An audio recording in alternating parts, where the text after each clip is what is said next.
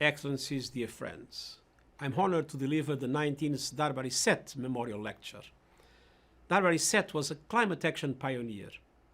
He stressed that India must end its reliance on polluting, financially volatile and costly fossil fuels and instead invest in clean, economically resilient solar power.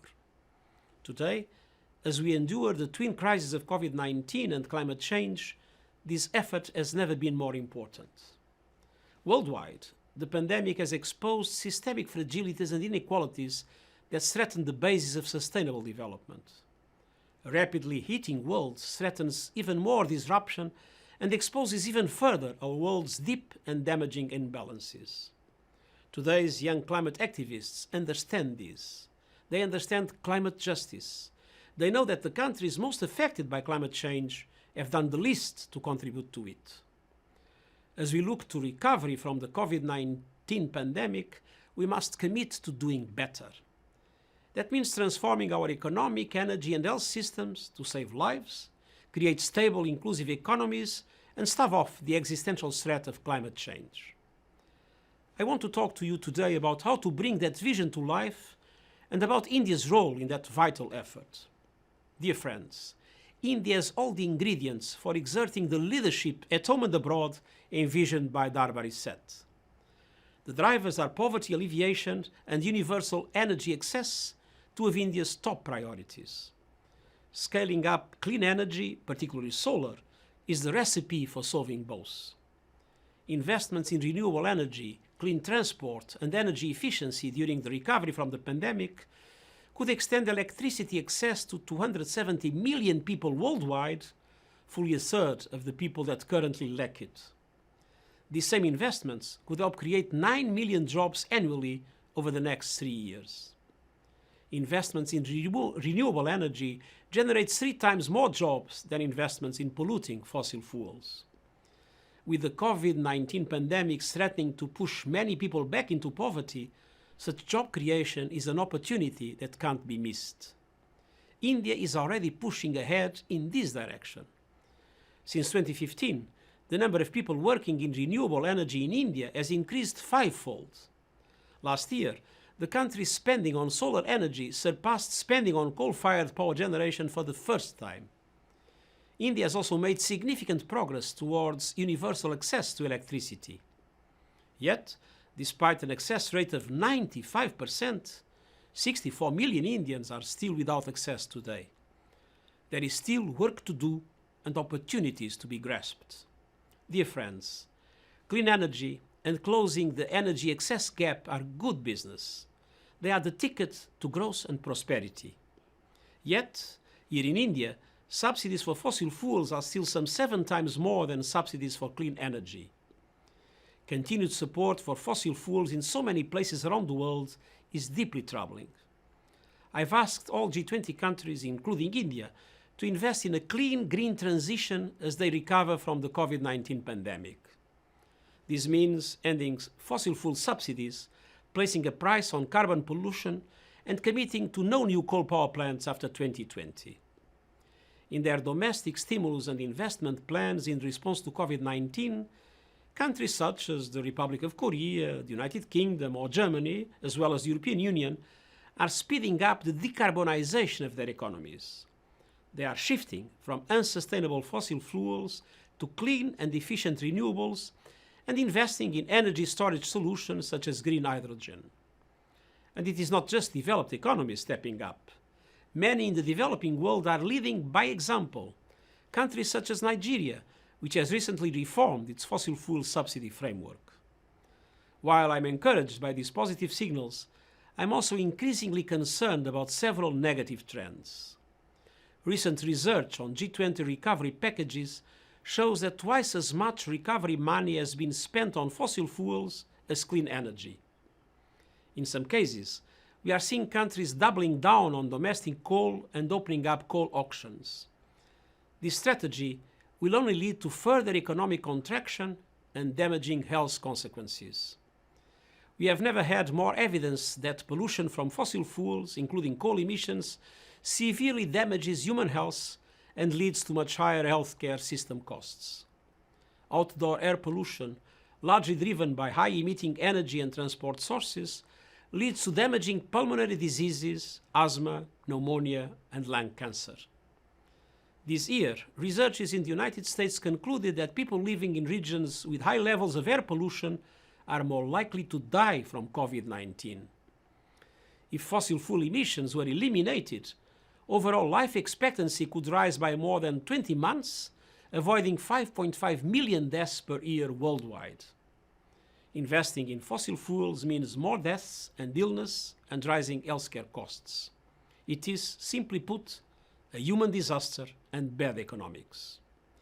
Not least because the cost of renewables has fallen so much that it is already cheaper to build new renewable energy capacity than to continue operating 39% of the world's existing coal capacity. This share of uncompetitive coal plants will rapidly increase to 60% in 2022. In India, 50% of coal will be uncompetitive in 2022, reaching 85% by 2025. This is why the world's largest investors are increasingly abandoning coal. They see the writing on the wall. It spells stranded assets and makes no commercial sense. The coal business is going up in smoke. Dear friends, the advantages of India's renewable energy resources are plain to see. They are low cost, protected from volatile commodities markets, and offer 3 times the job potential of fossil fuel power plants. And they can improve air quality at a time when our cities are literally choking. With its vast size and ecological diversity, India is already experiencing many of the world's impacts of climate change. Floods and droughts are getting more frequent and severe, causing major damage to food systems, local economies, and human health. India's recent floods have upended the lives of millions of people. Climate change hits the most vulnerable hardest, undermining the remarkable progress of economies like India in bringing millions out of poverty. The Intergovernmental Panel on Climate Change special report on the 1.5-degree goal of the Paris Agreement reveals that if this temperature limit is breached, India will face the brunt of the climate crisis. The country will endure more intensive heat waves, floods and droughts, increased water stress, and reduced food production, all undermining progress towards the Sustainable Development Goals.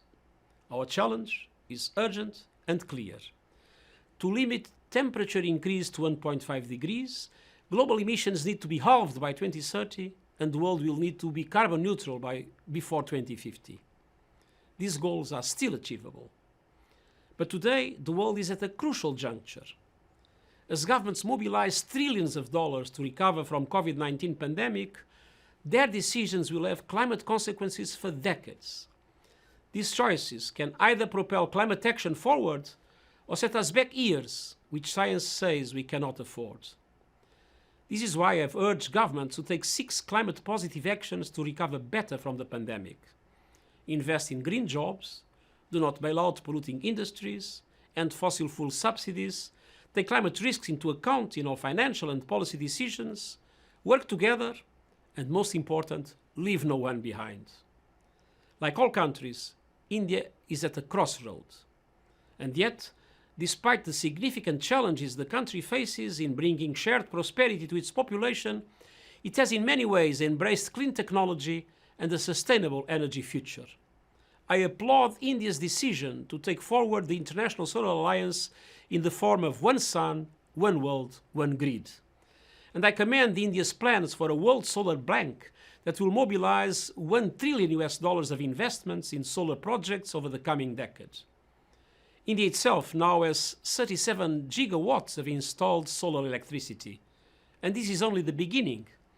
I'm inspired by the Indian government's decision to raise its target of renewable energy capacity from the initial 2015 goal of 175 gigawatts to 500 gigawatts by 2030. I have no doubt this decision will attract more and more international investors, such as the sovereign wealth funds and pension funds, like the Caisse de dépôt et placement du Québec or the Abu Dhabi Investment Authority. India is a pioneer when it comes to driving innovation for access to electricity and on clean cooking. I call on India and all its innovators, entrepreneurs and business leaders to spearhead the global search for a solution to solar cooking at the household level. India can be the business hub to achieve Sustainable Development Goal 7. At the Climate Action Summit last year, India, together with Sweden, launched the Leadership Group for Industry Transition. This partnership of key public and private sector stakeholders is committed to achieving net zero emissions by mid-century in sectors that collectively account for 30% of global emissions.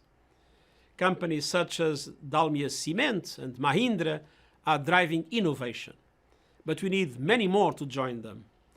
India can become a true global superpower in the fight against climate change if it speeds up its shift from fossil fuels to renewable energy. I was inspired to learn that during the pandemic, India's proportion of renewable energy rose from 17% to 24%, while coal-fired power declined from 76% to 66%. This promising trend needs to continue. Renewable energy needs to grow, and coal use must be progressively phased out. That must be our story. A story of smarter, stronger, cleaner economies for the 21st century, creating more jobs, more justice, and more prosperity. It is a story that entrepreneurs and innovators are already telling in India and around the world. I will continue to urge all countries, especially the G20 countries, to commit to carbon neutrality before 2050 and to submit well before COP26 more ambitious nationally determined contributions and long-term strategies that are aligned with the 1.5-degree goal. I call on Indian leaders to take the decisions, make the investments, and adopt the policies necessary to continue this vital journey. Today is a time for bold leadership on clean energy and climate action. I call on India to be at the helm of the ambitious leadership we need. Both the pandemic and the climate crisis have raised fundamental questions about how to ensure the health and well-being of the world's people and about how nations must cooperate to advance the common good. Young people, in particular, are looking to all of us to uphold intergenerational solidarity and take bold steps towards sustainability, equality, and social justice. At this pivotal moment, as the United Nations marks its 75th anniversary, India has a crucial role to play. Thank you.